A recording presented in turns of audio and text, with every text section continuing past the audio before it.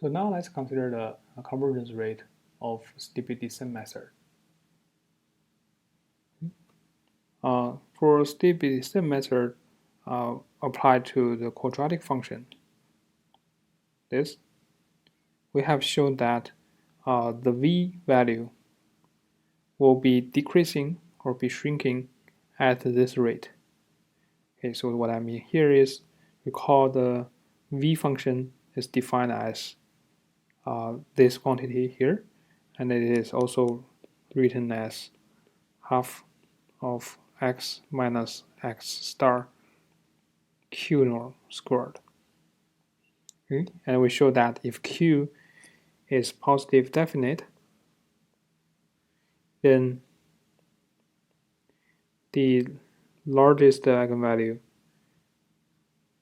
or the minimum eigenvalue of q is positive, and apparently all the other eigenvalues will be also positive. Okay? And also the q norm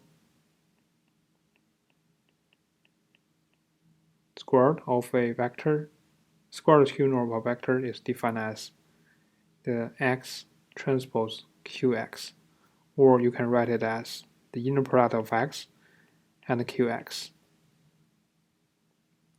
Okay, and we showed before that this quantity is bigger than the lambda mean of q times the standard square 2 norm of x, and it's also less than or equal to the maximum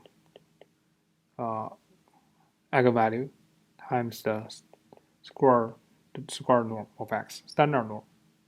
So here we have standard norm. Okay, so this is what we showed before. And we also know that because this is actually a norm, so it is equal to 0. This x q norm will be just the square root of x transpose qx. And this is always greater than or equal to 0. And it's equal to 0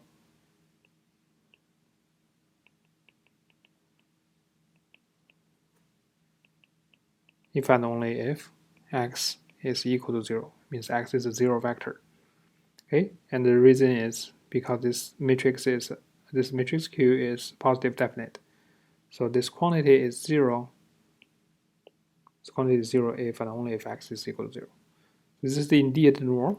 So the Vx is just a half of the squared norm of x minus x star.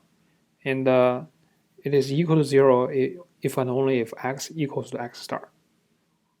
Right? That means x is actually the true solution. It's the solution of the optimization problem, or is the minimizer of this quadratic function. But if it's not x star, it's not equal to x star, then the smaller this value is, or smaller the v is, the better this x is, or the closer this x is to x star, in the q norm sense, in the sense of q norm. Okay, so what we have shown before is that the steep descent method, when applied to the quadratic function, indeed can decrease the v value, okay, the value of the v function, in the sense that this will be the value, the v of the xk that we got in the previous iteration, and this will be the value of, or the v value of x plus 1, which we got in the next iteration, okay, or in the current iteration after this one. Okay, and it's shrinking by this number, where this kappa is the ratio of the smallest eigenvalue of q divided by the largest eigenvalue of q, which is the number between 0 and 1. Okay, so this kappa is between 0 and 1, and the 1 minus kappa is also between 0 and 1. Okay, so that means the value of this is a shrink by this number, and that's bounded by the shrink values. That means it is at most this large. So for example, if kappa is equal to 0.1, then that means the v of xk plus 1 is less than or equal to, is bounded above by 0.9, which is 1 minus 0.1, times the value of this. So it will be at most 90% of the previous v value. And you apply one more time, it will be again 90%, at most 90% of the previous value. Okay. So by this, we can see that this value is indeed going to 0. It's indeed going to 0. Okay. A side remark here is that the reciprocal of this kappa, which is the largest eigenvalue of Q divided by the minimum eigenvalue of Q. So this is just the reciprocal of the kappa we saw earlier. And this is actually called the condition number of Q. It's called condition number of Q. So the larger the condition number is, or means that the more different the maximum value and the minimum value of Q are, how the more different or the more difference they have, the larger the condition number is, and that also means that the smaller this kappa is because it is reciprocal. So for example, if the maximum eigenvalue of Q is 10 times the minimum eigenvalue of Q, then this kappa will be 1 over 10, which is 0.1 we just mentioned. But in some cases, the largest eigenvalue could be 1,000 times larger than the smallest eigenvalue. In that case, we'll have this kappa, the condition number will be 1,000, but the kappa here will be 1 over 1,000. But if kappa is 1 over 1,000, you can imagine that here this kappa will be just 1 over 1,000, or in other words, is equal to 0.001. And then you have 1 minus that for the 1 minus kappa, and this number is equal to 0.999. So this is worse than the 0.9 we saw earlier because this is really close to 1. And every iteration we did for here, it doesn't decrease that v value that much. The next v value will be could be still 99.9% of the previous one, which means it didn't really decrease that much. So this is all because of the large condition number here, or the small kappa that we have. So in numerical computation, the condition number of a matrix usually gives us a sense about how good this Q is. Okay, how good this Q matrix is. The larger the condition number is, the worse this Q is. Okay. Unfortunately, this condition number is associated with this Q, and that is given by the problem. So we usually don't have many approach or many ways to resolve this issue or eliminate this issue. But we do have some way to make this issue less of a problem that we will introduce later on. But in general, that once a matrix is given, the condition number, which is defined in this way, can be computed. But the larger this value is, the worse the matrix is. Okay. The condition number can also be written as this way, which is the norm of Q and the inverse, the norm of the Q inverse. So we haven't said what this norm of a matrix is. So here, what we mean by norm is this. So we all know what's the norm of this vector. So for example, I have a vector as x1, x2, x3 up to xn. So this is an n-dimensional vector. And we all know that the norm of vector is defined as the square root of x1 squared plus all the way to xn squared. Right? That's the norm of a vector. But what is the norm of a matrix? Let's say I have a matrix Q, that is Q11, Qn, Q1n, the Qn1, and the Qnn. Okay, that's an n by n matrix. So the Q norm, it's not the only way to define the Q norms, but let's say that if we're only interested in two norms, it's usually the case in numerical optimization. This Q norm of the matrix Q, the norm of the matrix Q is defined as the maximum value of Qx over the norm of x, where this x is a non-zero vector. Okay, so what this means is, remember that we don't really have the definition for the norm of a matrix, but we do have a definition. We do have the norm for vectors as we showed for x. So we're going to borrow this, and we're going to define our matrix norm of Q by this quantity here. So what this quantity means is on the right hand side, the denominator is just norm of x. The numerator here is the norm of the Q times x. But although Q is a matrix, but the Qx is a vector. So we can evaluate the norm of Qx using the vector norm. And this can also be written as, okay, by this ratio, you can see that the purpose of the denominator is just to normalize the numerator. Since if we only have the numerator, we could just blow this up by making x super large. Okay, so to prevent that from happening, we divide the norm of x just to compensate the norm of x itself. And so that's why we can also rewrite this as a maximum of Qx norm, but we require the norm of x to be equal to 1. Okay, so in either way, this is how we borrow the norm of vectors to define the norm for matrices. Okay, so geometrically, what this one means is this. So we have a vector. So I have a vector that has to lie on the circle, unit circle. So let's say this is the unit circle in two-dimensional case. Say now that x is in R2. Q is a 2x2 matrix. Okay, suppose this is the case. So when I apply, there are so many vectors on this interval, right? On this circle. So there are so many of them, and for each of them, when I apply the Q, I will get a new vector. Again, a two-dimensional vector, because Qx is again two-dimensional vector. And then I will see what happens after I apply it. So for example, this one, when I apply Q to it, I'm get this vector. And this vector, when I apply Q to it, I'm get this vector, so on and so forth. Okay, so let's say that after, so the actual value we'll get, when I apply the Q norm to this, I will get some type of ellipse. Could be like this, or could be like this shape, or could be super large, depending on the Q, or could be very tiny.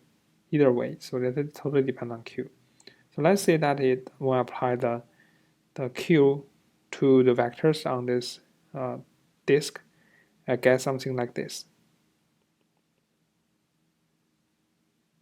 I get something like this. Okay, so you can see the largest this ellipse tells me the norm of, or tell me what the Qx looks like. So the Qx could be this one or this one, something like this.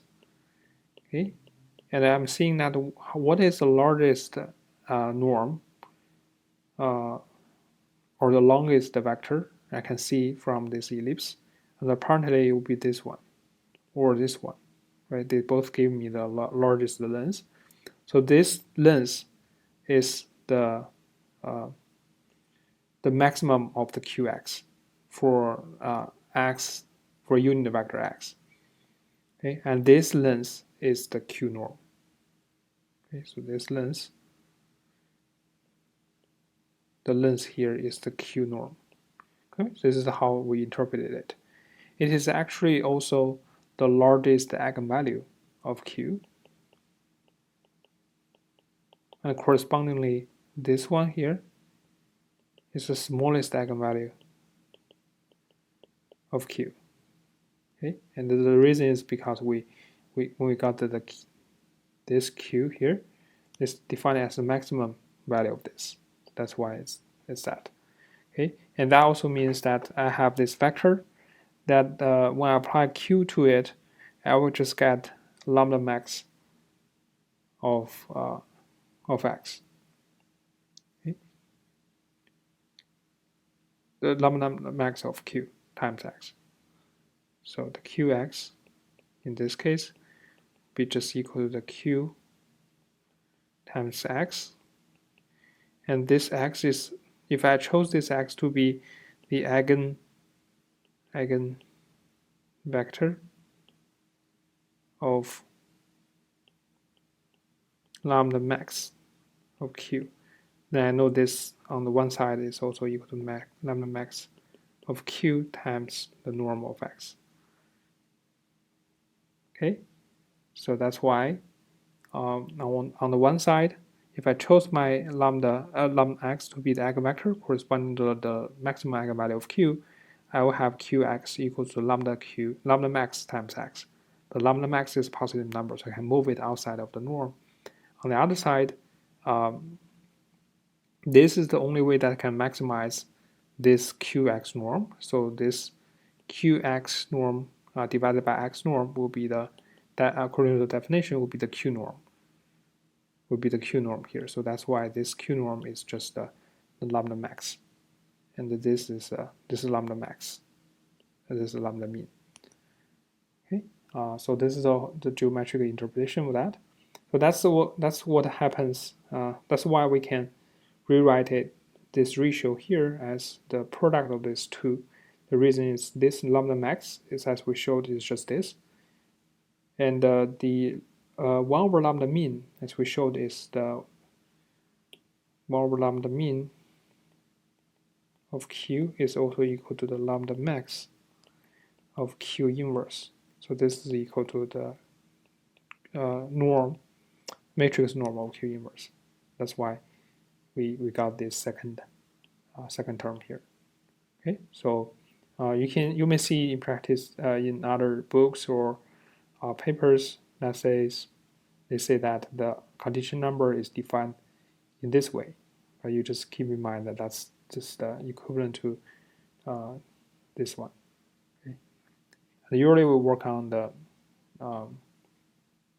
symmetric matrices or symmetric positive definite matrix. So usually when we refer to condition number, we refer to symmetric positive definite matrix. So both of these two numbers are positive. It's just that we're just concerned about how large the ratio is. Okay, you recall that the larger this ratio is, the larger condition number it is, and the worse this matrix is, or the more U conditioned this matrix is. Okay, and that also caused some problem.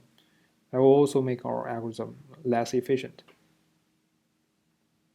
Okay, so generally when we consider the convergence, we have we define the order of convergence in the following way. So suppose we get an algorithm, and the algorithm can generate a sequence of points that are supposed to converge to the true solution x star. So let's say that this is the sequence that's generated, the algorithm generated, and this is true solution. So suppose we do know that they converge, this sequence converges to x star, but we're also interested in the speed of the convergence. We want to see how fast this sequence will converge to x star, right? Because every iteration will spend some time to compute it, or the computer will take some time to compute it. So if we can use fewer iterations to reach to this, that would be much better than using much more or a lot of iterations. So that's why we're concerned about the convergence rate. Or first of all, we consider the order of convergence. So the definition is defined by this. Suppose we know that they converge. That means eventually, when k tends to infinity, the distance dxk minus x star will eventually go to 0. Okay, suppose we know that, and our concern is how fast it goes to 0. So let's say since this goes to 0, then I take the limit of this quantity here. Okay, so in the limit, this is exactly the distance from xk, or currently iterate xk to x star. I'll take a p's power. Okay, I will explain what this p means.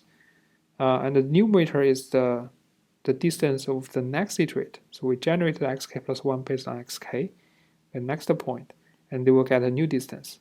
Apparently, if the goes to 0, then If this goes to 0, that means both of them will go to 0. So apparently that we need to be careful about what actually the limit is, right? Because numerator and denominator are both zeros. Well, so if we have this, if you can find some positive number p is greater than or equal to 1, you can find some power p such that this limit is actually finite. Then we call the largest p that we can find is called the convergence rate. It calls convergence order, or the order of the convergence. Okay, so this p here is the order of the convergence. So in summary, what we're trying to say here is that suppose we have this algorithm that converts or generates a sequence of points that convert to x star with the order p, with this order p, if this limit apparently is greater than or equal to 0, but if this limit is also finite, then that's p is the convergence order. Okay, and in general, we want the larger p because the larger p is the faster convergence it will be. So let's see the examples in the following. We see the several examples as follows. So the first example, suppose we get this sequence xk, which is a sequence of numbers, and they convert to 0.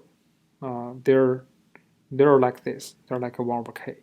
So you can see they do converge to 0. So this is like your x star goes to 0. And the question is how fast it goes to 0.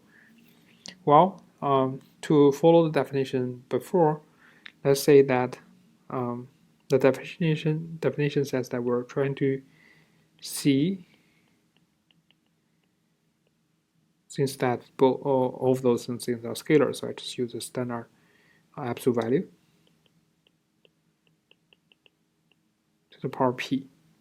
Okay, so now since x star is just a 0, and the xk is just a 1 over k, so this is just a 1 over k plus 1 divided by 1 over k to the power p,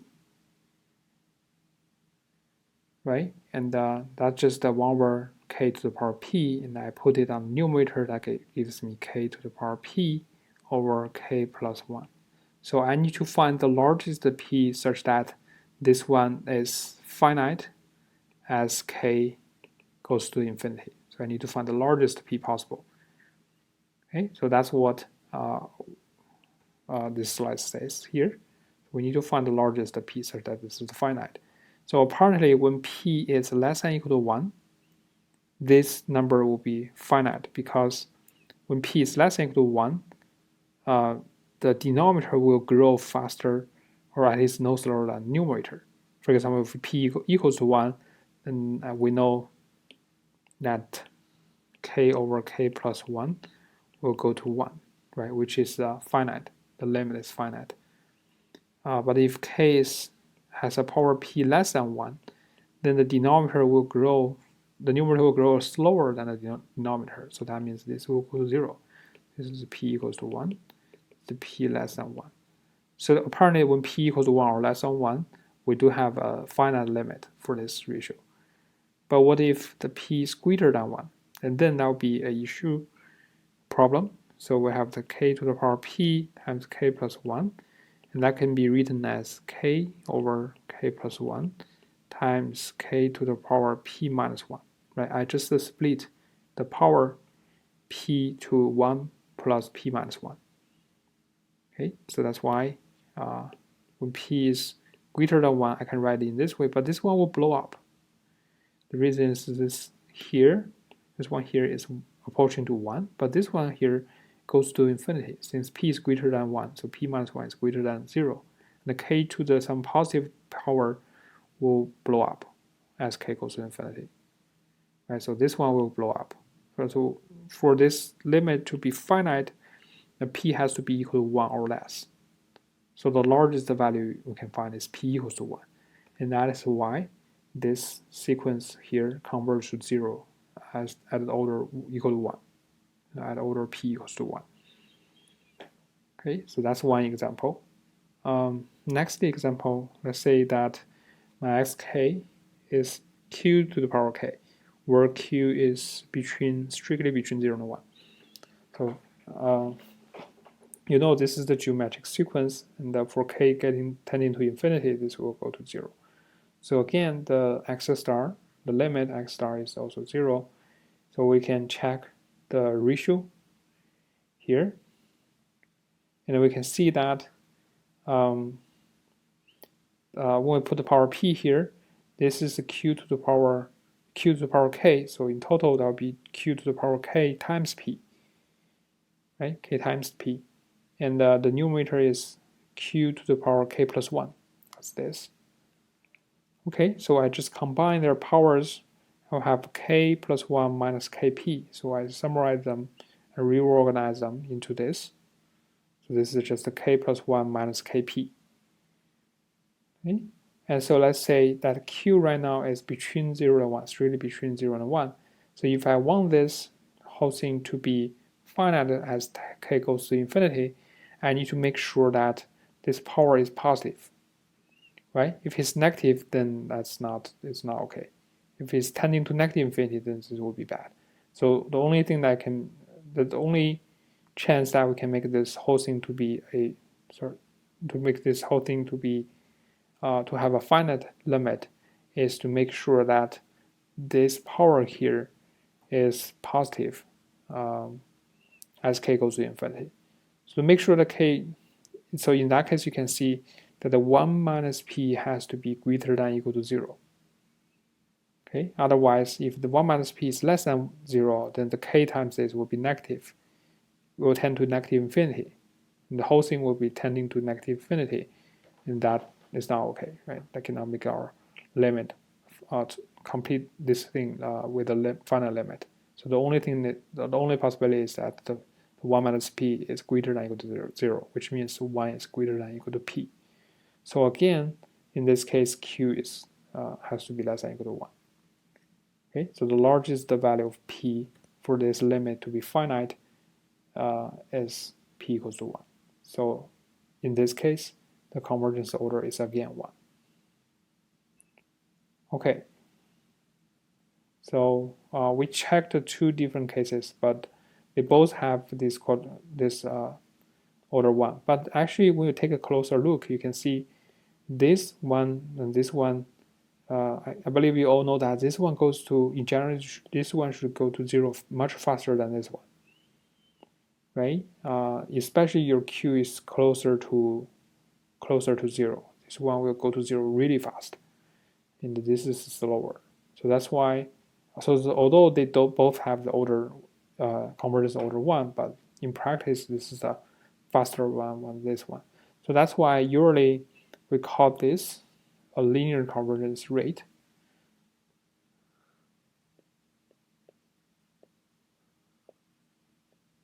Or the rate of the convergence is linear. Okay, so the convergence rate is a more refined evaluation for convergence speed than convergence order. Okay, the rate is more meaningful in practice, and this case is called linear convergence, and this case is called sublinear convergence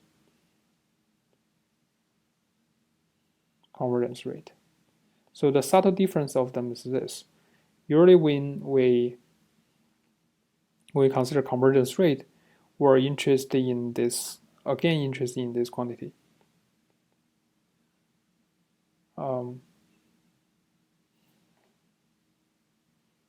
Interested in this quantity here. So it's x k plus x k plus 1 minus x star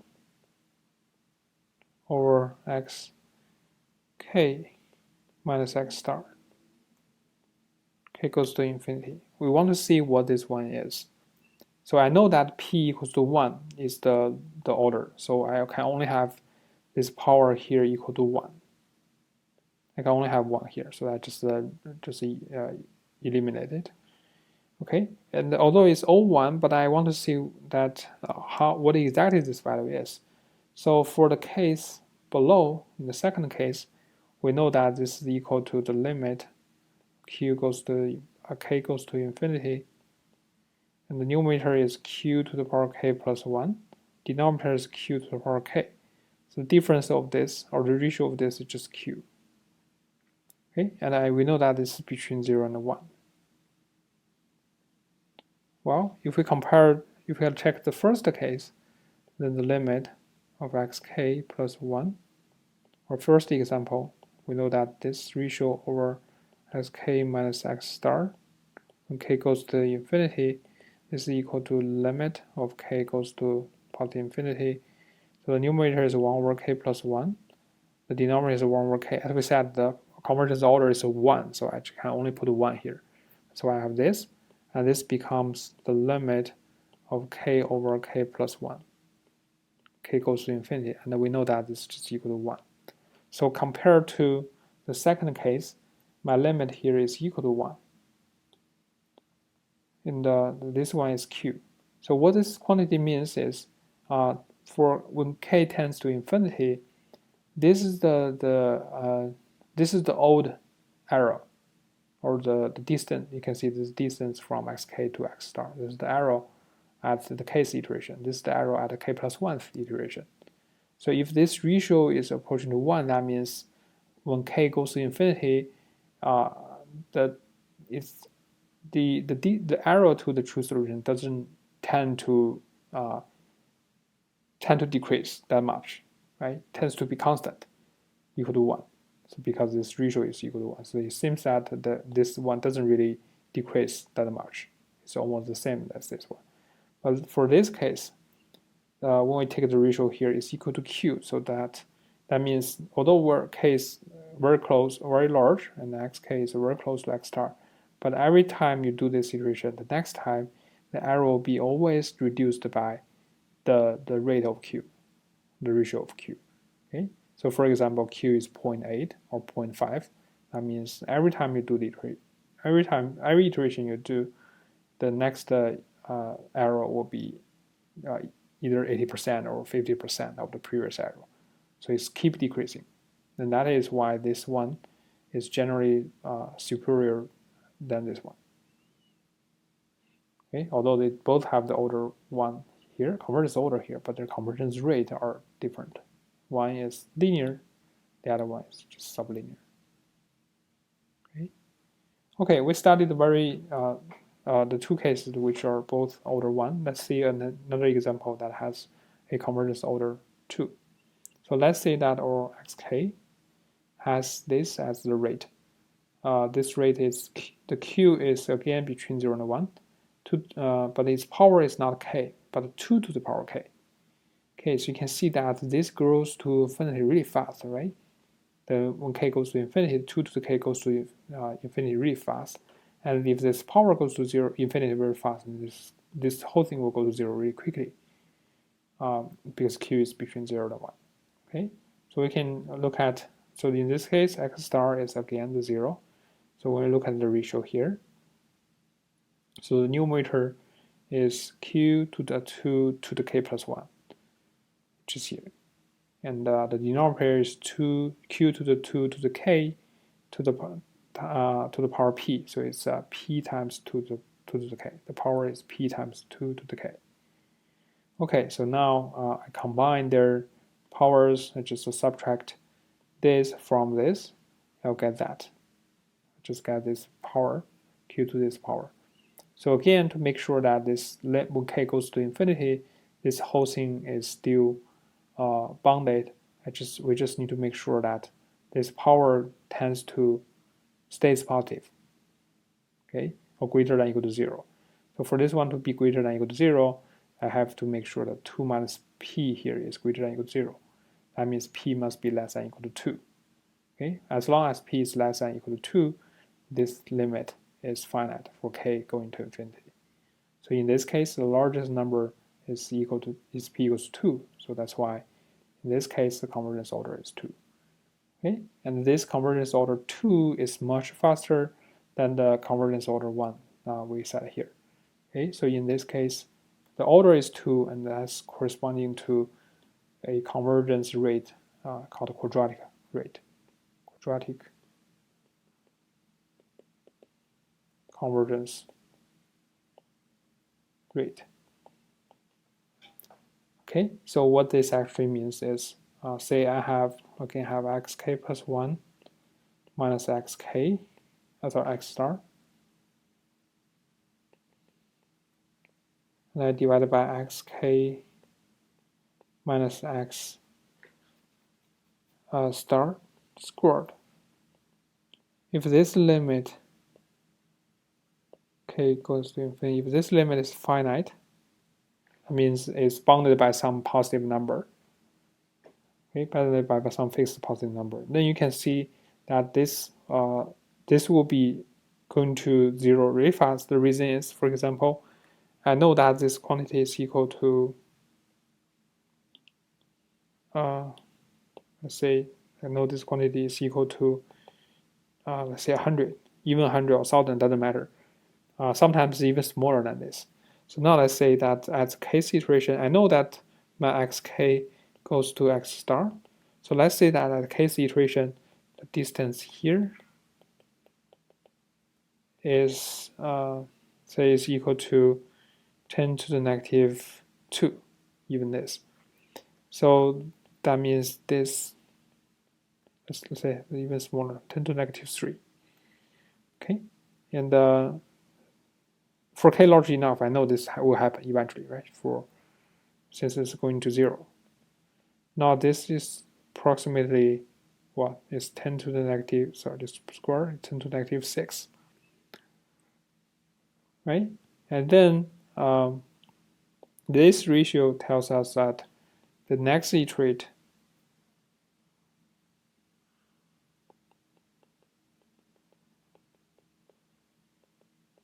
will be bounded by 10 to the negative 6 times 10 to the power 2, because this is 10 to the 2. So this will be roughly 10 to the negative 4. And then xk plus 1 minus x star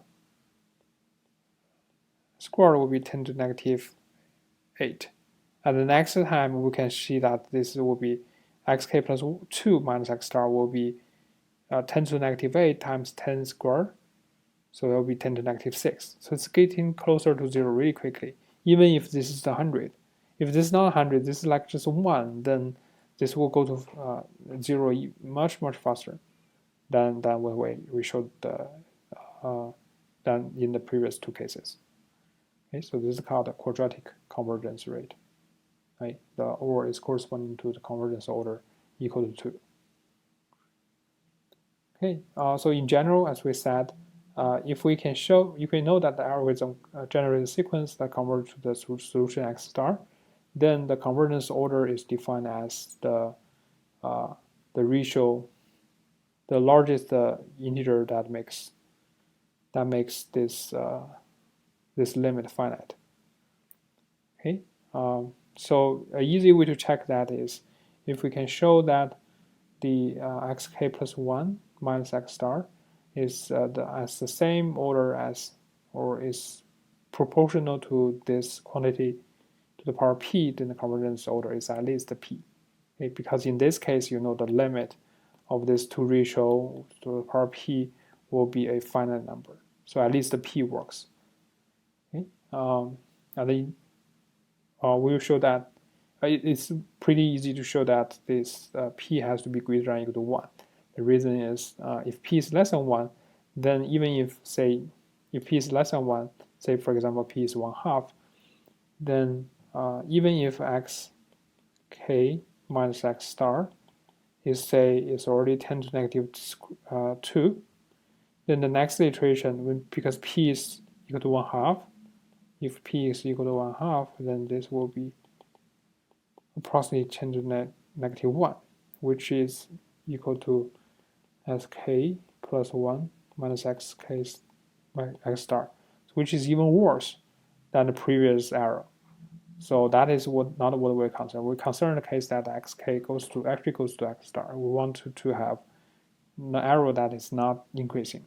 Okay, so that's why this we will never consider this case. The power has to be greater than or equal to 1, so that next time the arrow is actually even smaller. Okay, so we'll look at a more concrete case of convergence order later in this class.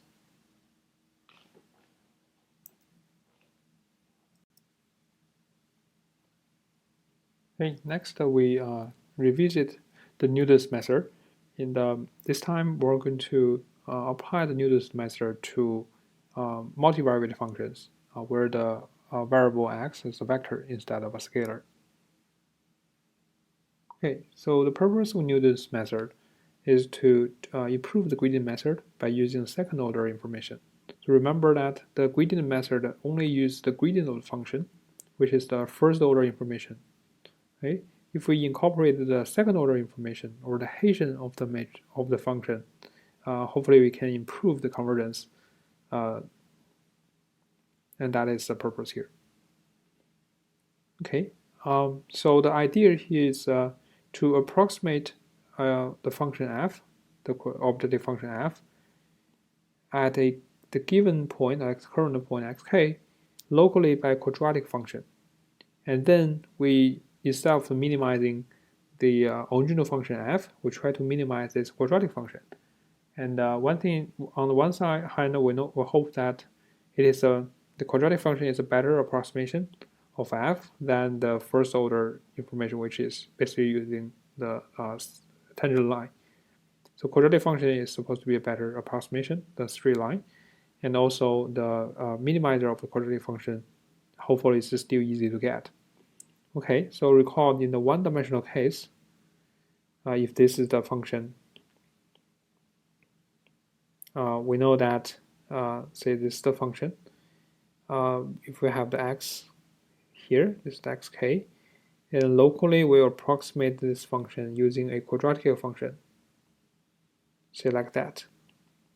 And then we try to find the minimizer. So this quadratic function is found such that at this point xk, the derivative, the first order derivative and second order derivative of this quadratic function, that's we call it say qx, are the same as the first order, second order derivative of f. That means we want this q prime, so the qxk to be equal to f of xk, and the q prime at xk is equal to f of xk, f prime at xk, and also q double prime at xk is equal to f double prime of xk.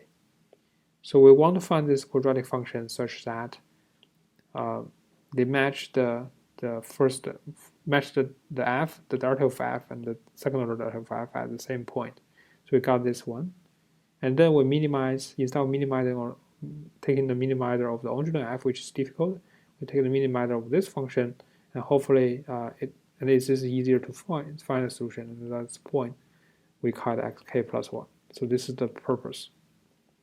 Okay, so the Newton's method, following this idea, Newton's method will take this iterate, the xk plus 1 will be obtained by xk minus, so this up to this point is all similar to the gradient descent method. And here is the gradient, but instead of taking a step size, we multiply this gk by this inverse of the Hessian matrix.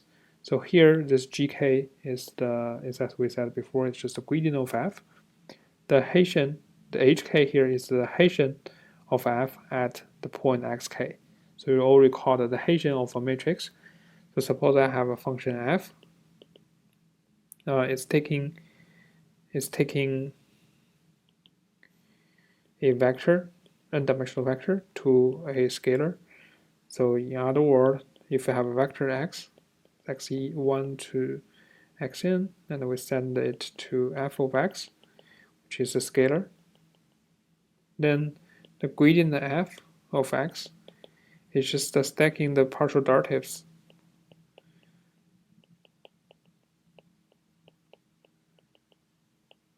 Okay, and this is the n-dimensional vector. And the Hessian will be taking the second order derivative. So the Hessian matrix is like we take the first component here, and then we take the gradient of this one. So then we'll treat this as a function univariate function will have the partial df squared dx1 squared and df dx1 dx2 all the way to second order derivative dx1 dxn, right? And similarly, here we'll have d squared f dx1 dxn all the way to df squared dxn squared. So that's how I get this square matrix. So this will be an n by n matrix. Okay, and also if this f function is twice continuously differentiable, then it is guaranteed that this this matrix is symmetric. That means this is so symmetric. This is equal to that. This is equal to this. Right? So it will be a symmetric matrix. This is what you know from calculus. Okay, so so this is the Hessian's. This is Newton's method. It just try to do this iteration. Oh. Okay. Okay. So now let's summarize the algorithm. It's called Newton's method, and it's also sometimes it's also called Newton-Raphson method, and it is to do for each iteration tries to do these two steps. So remember that here, this is the multiplying the inverse of Hessian to the GK. But in practice, no one really actually do this because taking the inverse of that matrix itself is really computation and computationally expensive, and also it takes lots of memory in computer. So what people usually do is that they try to figure out this dk by solving this linear system. So you form the Hessian matrix here, and you also get the gradient, or put the negative just to save you from taking another negative later on. So you solve this linear system for dk. If you can solve it, then this dk itself will be just equal to negative hk inverse of gk, right? This is the exactly this term. This will be the dk. Okay, so you can solve the dk from this linear system. You get a vector dk, and you just add it to that because its dk is, as I said, it's negative h inverse times g. Okay, so by doing this, you don't really need to explicitly find the inverse of the matrix, but you just need this dk here. Okay, so for each iteration, you will just do these two steps. And apparently, this is the most. This will be a trivial. The second step is trivial. The key is in the first step. Okay, so what's the benefit of doing this? The benefit is that we can get a really fast convergence to the true solution. It will be much faster than the gradient-based method we showed earlier. So in fact, we can show the convergence order is 2 compared to the convergence order 1 before. And as we said before, the convergence order 2 corresponds to the quadratic convergence, and that means the convergence is really, really fast. Okay, so that's the advantage. But notice that the convergence rate is only near the true solution, near the solution x star. So we should get ourselves to the neighborhood of x star first. So to get that, we either need to choose a good initial guess, or we need to take some iterations, like first order method, like the gradient-based method, to get closer, and then apply this method, this Newton's method. So that's the benefits or the advantage. But the Newton's method also has lots of disadvantages. The one is that the Newton's method is not necessarily a decent method. So the next iterate may not really reduce the function value. And since as we saw earlier, we need to really solve this system to get the dk. But if this hk is not invertible, then there's no way to solve this. Or finding this solution, there could be infinite many solutions for that. So that could be an issue. The Hessian matrix is not invertible. And also, the method itself may be divergent if we are not really close enough to the true solution. These are all drawbacks of the Newton's method, but all of them have some kind of ways to reduce or to mitigate the issue. We'll talk about the ways to overcome these issues later. But even though it still have some issue that is really difficult to overcome, and we'll also discuss that later. Okay, so now let's say that if we try to apply the Newton's method to, say, the quadratic function we considered before, and let's see what happens. So a quadratic function is a function written in this way, right? We have seen this in the previous chapter, and we know that the gradient of this function is just the qx minus b, and the Hessian of this matrix of this function is just q. Okay, and here q is positive definite. Remember that. So if q is positive definite, and solving this, we will get only one solution, and that is the unique minimizer of this quadratic function. And this solution, or this minimizer we call x star, will be just q inverse times b, right? Because we set this to 0, solve for it, the x star is actually q inverse times b. Okay, so remember that this is the true solution, right? This is something we have seen before. Now let's say we apply the Newton's method to this, to solve this, to find the minimizer of this. So we start from some initial guess, x0. Okay, and then according to Newton's rule, we'll compute x1 by taking the x0 minus the Hessian here, inverse of the Hessian, and then the gradient. Okay, so now let's first see the gradient. The gradient is the gradient of f at x0. So gradient f is this. At x0, I just need to plug in x equal to x0. So it will be just at q x0 minus b. That's why this term here becomes just this, q x0 minus b. And the Hessian, we said the Hessian is this q. It doesn't matter what the x is. It's always this q. So the Hessian is q, so I'm just taking the q inverse, right? The inverse of q. So now you can see, well, if I apply this q inverse to this, I'll just apply the q inverse to this, and they will cancel. I will have x0, and I also have the q inverse times b, and I have the two negatives, so which becomes positive. So I only have the q inverse b left. The x0 term, this term, and this is cancelled. They're cancelled, right? So I will have the q inverse b. But remember that the q inverse b is just x star. So we get x star, which means that no matter where we start with, we'll apply the Newton's method to solve this quadratic function. No matter where we start, the next iteration will get to the true solution. Okay, we'll get to x star. Well, this seems to be surprisingly good compared to the gradient method, just to get to the true solution in one step. But what is the problem here? Or what's the issue here? The issue here is that we actually need to figure out this quantity. And this quantity, q inverse times b, is exactly the solution that we wanted at the first place. Because we know the solution, or the minimizer to this problem, is the solution to this equals to 0, or the critical point for this, which means that I need to find the x such that this is equal to 0. Or in other words, I just need to figure out what q inverse times b is. But the problem with this is that if the dimension of the x is really large, the n is really large, and the q is an n by n matrix, finding this one itself is expensive.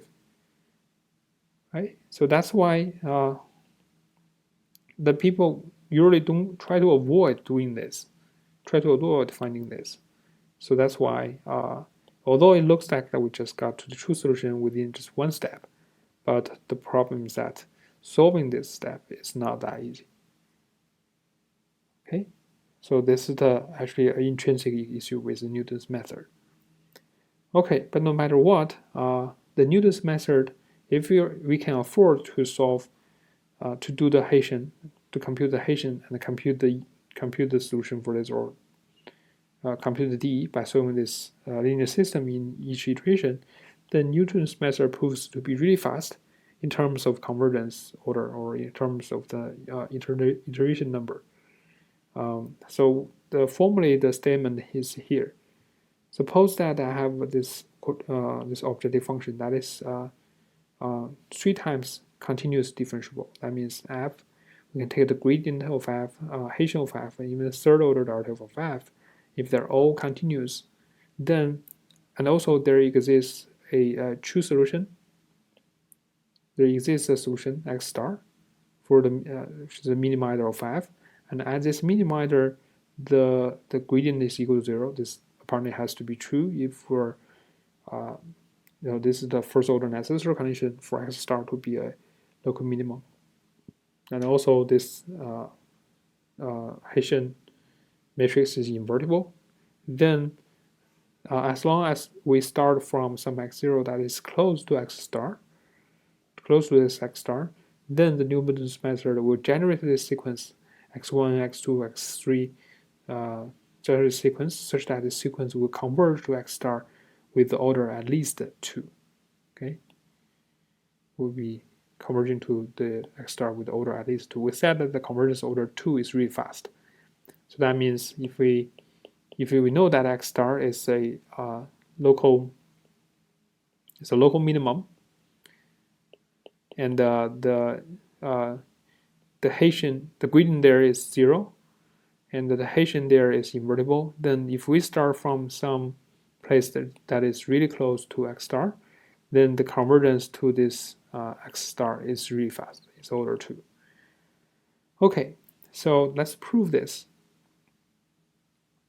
So to prove this, we need to use the fact that the f is 3 times differentiable, and also 3 times continuous differentiable, and this Hessian of f is invertible.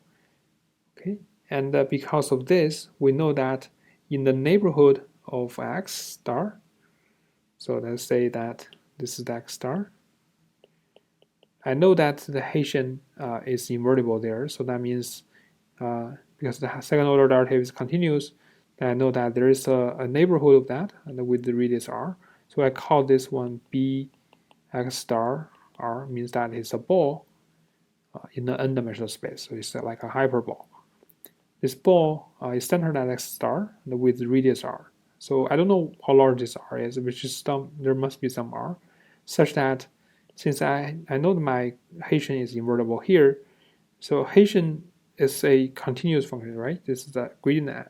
This Hessian operator here is continuous. So if it's invertible here, then I know that there will be some ball, some neighborhood, or some ball here, such that the gradient f or the Hessian of f is invertible everywhere in this ball, right? It's like you have function that is non-zero at this point, then there will be some, if this function is continuous, then within the neighborhood, the function is always non-zero. Okay, if it's positive, it's always positive. If it's negative at this point, it is always negative in this ball, as long as it's small enough. Okay, so that's one thing. The second thing is that because the Hessian, because the f is 3 times differentiable, so I know that when my x is really close to x star, I actually can show that this quantity here is dominated by this. Okay, so to see this, we can show that we first know that if I have a gradient f of y, and if it's continuous, I can take like quick Taylor expansion. Remember that on the left-hand side, this is the vector. So, but anyway, we can still take the Taylor expansion, which is in the vector form. So I know that the gradient of f at y is equal to the gradient of f of x plus the second order gradient of f, which is Hessian, at x times y minus x. Okay, and then we also have the third order terms, which are let's say I just call it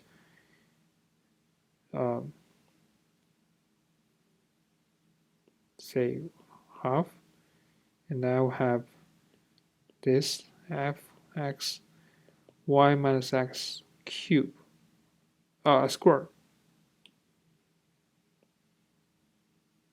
Okay, so I want to be more rigorous here. So remember that this is the gradient f is n-dimensional vector. Okay, so it's in Rn. And the apparently this is in Rn as well. So this will be a Hessian matrix which is n by n. And then I have this vector which is n dimension. So when I multiply this is essentially this is the matrix times the vector. So that gives me a vector. And this one itself is a vector. This one is a vector. So I draw it like just a vertical line, means it's a vector. Okay, so the question is here. This one here is actually n by n by n. Okay, and this is a vector here. So when I take the square, it's not really rigorous. I shouldn't really write this as a square, but I should write it as a vector. So what this vector means is actually you have this matrix. If I draw it as a box, okay, then I have one minus x, which is a vector.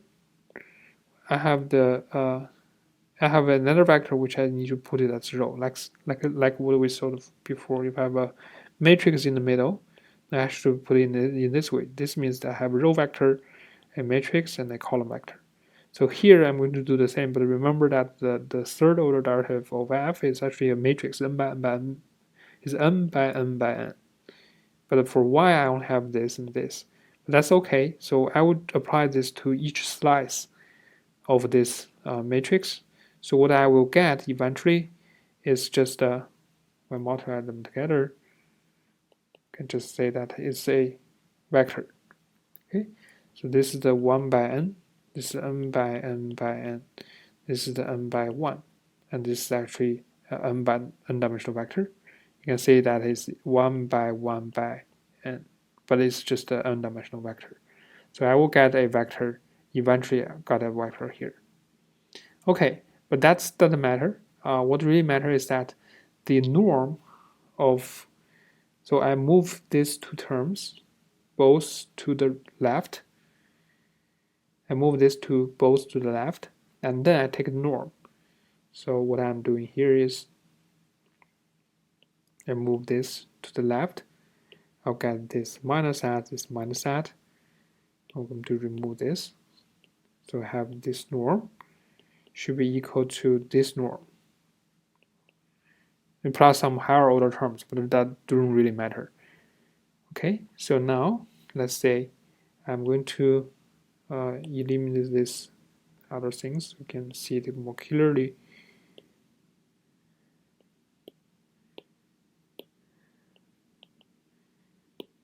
Okay, so here this is actually y minus x transpose this cubic power of f x y minus x. Okay, so this is if I use the Taylor expansion, I can write it in this way, and then I need to add something else, right? That's even higher order terms. Or I can write this as some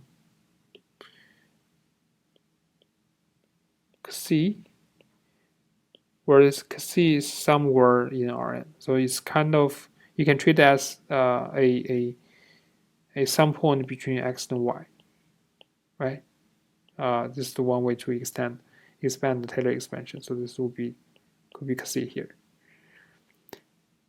Okay, but the bottom line here is that if it's 3 times differentiable, so then in the neighborhood of this x, this quantity here is somehow bounded, right? Bounded in some way. So what this one really is just something of order squared.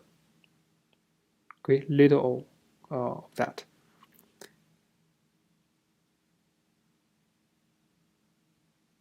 I should say capital O of that. Yeah, let me say capital O of that. It means it's proportional to that. So it's proportional to big O of that. Okay.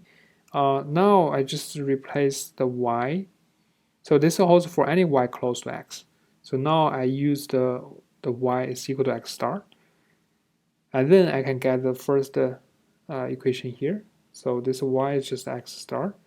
So I have gradient f x star minus gradient f of x, and the gradient square f of x, x star minus x. And on the right hand side, I have this big O of this x star minus x squared.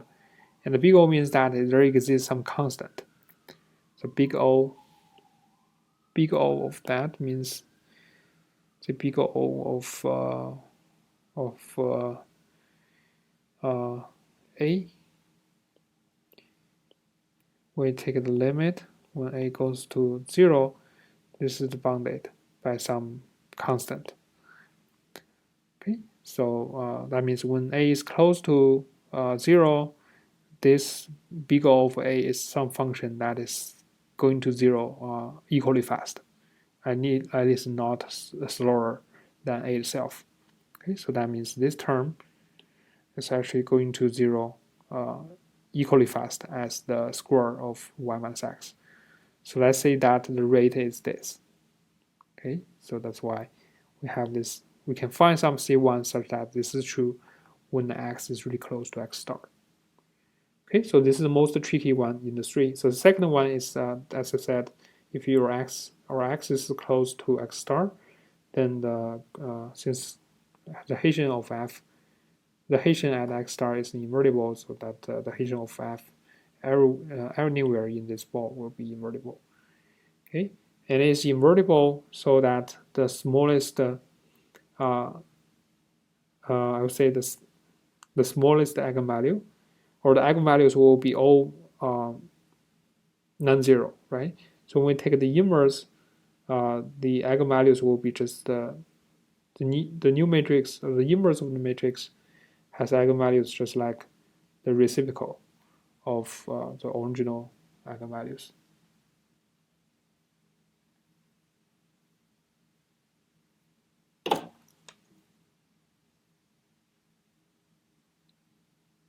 Okay.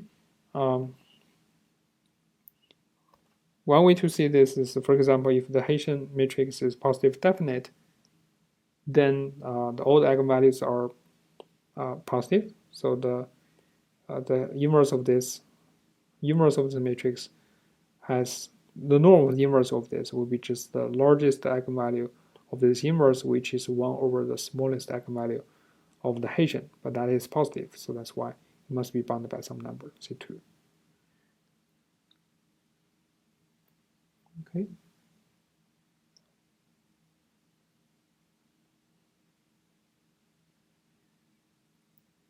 And now we can prove the convergence.